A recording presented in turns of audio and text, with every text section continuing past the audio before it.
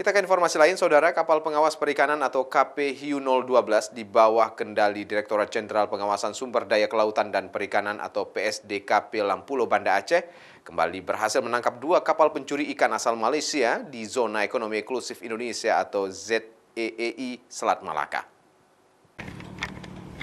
2 kapal pencuri ikan yang berhasil ditangkap di perairan Indonesia sejak Sabtu lalu itu merupakan kapal berbendera Malaysia. Sementara nahkoda dan ABK kedua kapal pencuri ikan tersebut merupakan warga negara Thailand.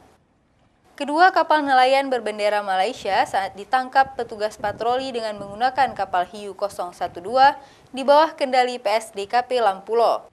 Kapal yang dinahkodai warga negara Thailand tersebut sedang mencuri ikan di wilayah perairan Indonesia dengan menggunakan jaring trawl atau pukat tarik.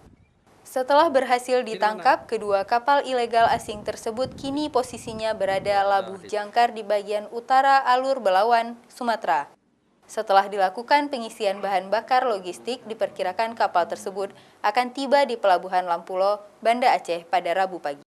Ketika sampai di Selat Malaka, mendeteksi adanya 2 kapal Malaysia yang sedang melakukan kegiatan penangkapan ikan di Zona Ekonomi Eksklusif Indonesia di Selat Malaka. Kemudian dilakukan pemeriksaan terhadap 2 kapal tersebut dan pada saat dilakukan pemeriksaan tidak ditemukan dokumen yang sah dari negara Indonesia sehingga kapal itu kemudian ditangkap di ad hoc ke pangkalan PSDKP Lampulo.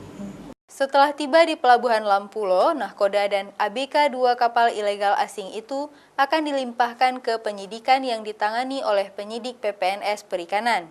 Mereka terancam 6 tahun hukuman penjara dan denda 2 miliar rupiah karena telah terbukti melakukan pencurian ikan dengan menggunakan jaring trawl. Sementara kapalnya akan diserahkan untuk barang sitaan negara.